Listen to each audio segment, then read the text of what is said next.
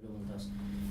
A su modo de ver, ¿cuáles son las hipótesis de conflicto que hay, ya sea externo o interno, justamente por este paso de que entra cualquiera? Se podría hacer una aclaración que tal vez para el gobierno hay hipótesis de conflicto, porque si no tenemos aviones para defendernos, nos pueden robar una montaña y no nos vamos a dar cuenta.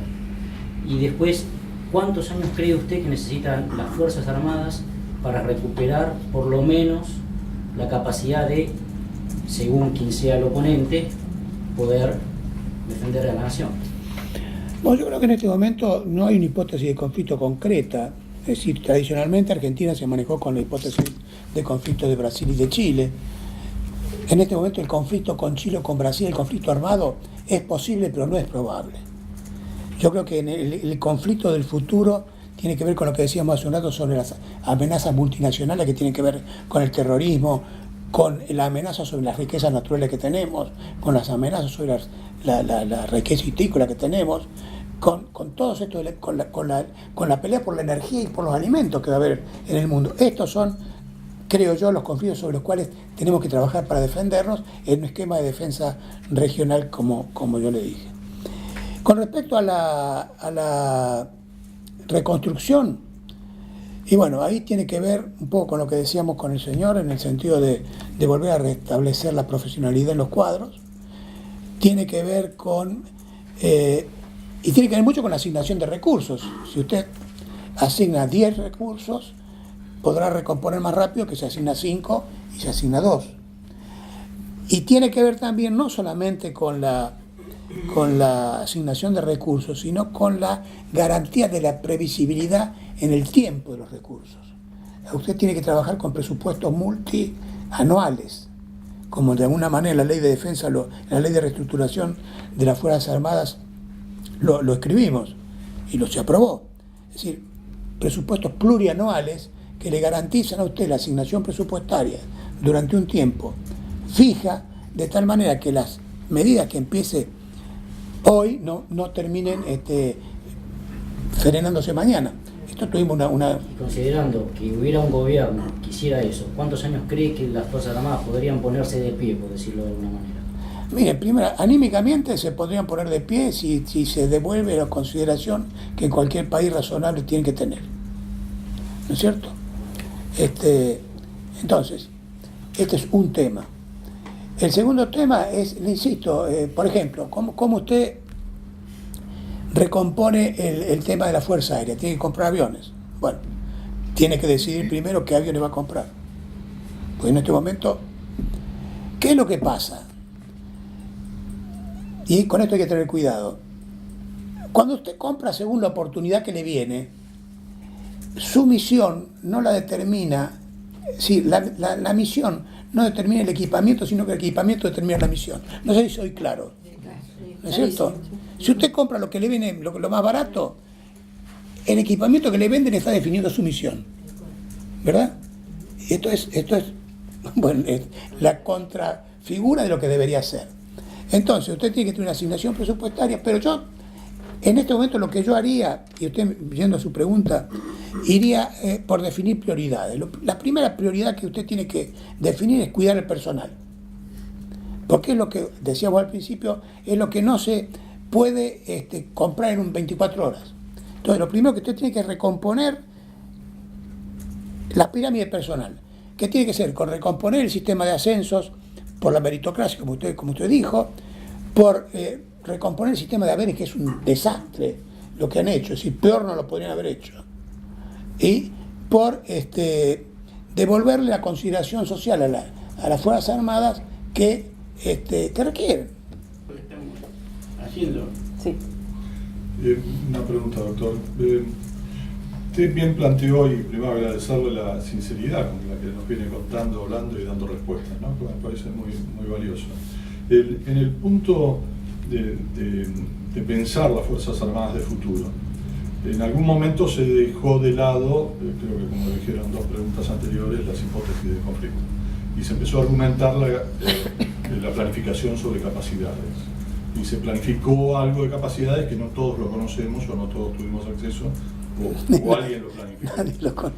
El tema es, y ahí es donde me encanta la posibilidad de decirlo esto en público, en una fundación que podría llegar a tomar un rol en eso. ¿No sería conveniente que el país, a través de su desarrollo civil, empiece a pensar las capacidades de unas Fuerzas Armadas del futuro? Y que empiecen a pensar cuál es la tendencia Sí. en qué tipo de armamento, porque en algún momento, como usted bien dijo, alguien va a tener que pensar qué Fuerzas Armadas queremos. ¿Y quién lo va a decir? ¿El general de turno con el ministro de Defensa de turno? ¿O no habría que tener ya carpetas elaboradas que ayuden a tener hipótesis de conflicto, capacidades, Sí, sí. escenarios de conflicto, de crisis, en donde empezar a pensar qué compra tengo que hacer cuando llegue el momento? Sin duda que sí, lo que usted dice tiene razón. Nosotros modestamente, pues esto tiene que ver con el principio de esta charla, ¿no es cierto? Que a los argentinos el tema, es decir, hay una tarea ímproba que es desarrollar conciencia de la necesidad de todo esto, ¿verdad? Y bueno, nosotros tenemos una fundación que se llama Seguridad en Democracia, que trata de estos temas. De alguna manera esta conversación tiene que ver con este objetivo de que se tome conciencia de la gravedad del problema y de la necesidad de abordarlo, y pasa por todo lo que usted dice. Nosotros, en nuestra modesta medida, tratamos de difundir la problemática. Dentro de 15 días iniciamos la fundación, la que presido, inicia un seminario en el Congreso de la Nación para legisladores y asesores con este objetivo, es decir, desarrollar conciencia de las problemáticas que existen y poner estos temas en discusión. Porque yo no quiero alarmarlo, pero yo le aseguro que si hoy usted le pregunta, no solamente a los civiles, a los militares, a los brigadieres, cuál es el avión que necesita Argentina, va a tener una discusión grave, ¿no es cierto? Entonces creo que son elementos fundamentales que tienen que ver con la necesidad que asumamos el problema. Y la Seguridad en Democracia, que se llama así la institución que presido, que tiene este objetivo, tiene también otro objetivo que lo dejo como para la reflexión, no nada más que eso. Cuando la democracia no se ocupa bien de la seguridad se ocupa de la democracia. Entonces, la tentación, cuando la falta de seguridad aumenta la tentación por la respuesta autoritaria. Entonces, si usted quiere defender la democracia, ocúpese de la seguridad, antes de que la seguridad se ocupe de la democracia. Un comentario más. Me encantó cuando hizo algunos comentarios de escalas de los 25 países sin Fuerzas Armadas y de esos temas. Pero cuando uno juega así con las estadísticas, por ahí hay cosas que nuestro país tiene como riesgos. La Prefectura Naval Argentina es la cuarta marina de Latinoamérica. Ese es un magnífico ejemplo de recursos mal empleados, ¿verdad? Sí, no, claro, porque exactamente. Yo tuve la idea. A mí se me ocurrió, porque además de lo que usted dice, el único país de América que tiene la prefectura como un arma separada de la Armada es la Argentina. Y Estados Unidos. Por eso dice América Latina. Ah. Y Estados Unidos en América del Norte. Las otras son dependencias de la Armada. Y a mí se me ocurrió que podía ser racional y razonable volver a una estructura parecida, en donde la prefectura sea un arma, así como existe la infantería de marina, la aviación naval, la prefectura. Casi me matan. Claro. Sí, casi me matan. Yo no puedo ir a Puerto Madero, no puedo ir porque... Bueno, pero esos son los temas de pensar, ¿no? Y lógico, pero sin duda. Porque no necesariamente tienen que estar juntos. No. Tener un mismo sistema de comunicaciones, Pero un exactamente, mismo sistema de sí, armamento, lo que es imposible, un mismo padrón de embarcaciones. lo que es imposible es que no sean vasos comunicantes.